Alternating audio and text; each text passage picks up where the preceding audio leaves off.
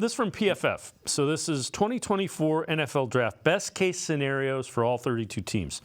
For the Browns, the goal, improve at wide receiver and run defense. Ideal first pick.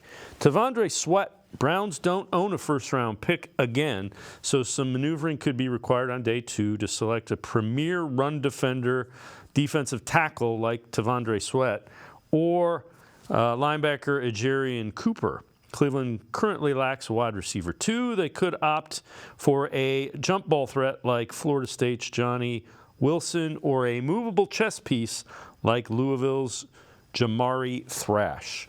All right, you look at those. What are your thoughts on those guys?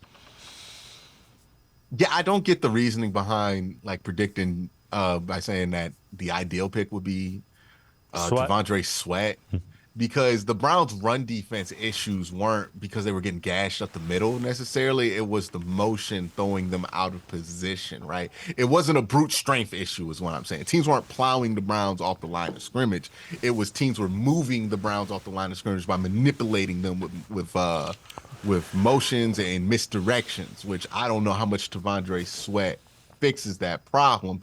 Yeah, he's a big body, but he's not necessarily long. I think if you want to fix that, you just got to get more used to the motion, 1, and 2, get longer guys on the field, because those guys can correct for misdirection a little bit easier than a big old dude like, well, he's almost at like 360, like T'Vondre Sweat. So I don't know if that's a great move for the Browns or a great fit for the Jim Schwartz style defense, especially being in a wide 9 where he'll be left on the island more often instead of doing double teams. Then you have somebody like Jamari Thrash, who I do like. I think he is a interesting piece at wide receiver. I think they need some playmakers at the position. Amari Cooper is a playmaker. You have David Njoku. I think if you had one more, whether it be Elijah Moore, Cedric Tillman, Jamari Thrash, I think you'll feel pretty set about that wide receiver room. And I think adding a young wide receiver would also help you. Let me not discount David Bell too, because he's the one young guy that's actually like had some moments the last couple of years. So also him. But yeah, you want to have somebody kind of be there just in case you do have an injury at the position or a need for somebody else to step up, because they're going to blanket one of these guys in coverage. Yeah, the other thing is, we heard on this show yesterday, Kevin Stefanski still very much thinks Elijah Moore will be ascending. He was pretty happy with what he saw. Thinks he's going to be even better next year in this system.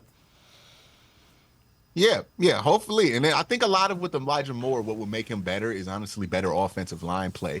He's somebody who is going to kill you on a double move downfield. Remember that Pittsburgh game where like 10 times we're like, oh, he would have got 40 yards there, but we didn't block long enough. I think protection was a big issue for Elijah Moore. And I think he got better as the season went on. I thought he really came on towards the end of the season as well. So, yeah, I think Elijah Moore is somebody who definitely could be a breakout candidate. I thought he was within the range of expectations. I expected him to get like 600 to 800 yards. He got just in that 600 range. So he's definitely a candidate to step up.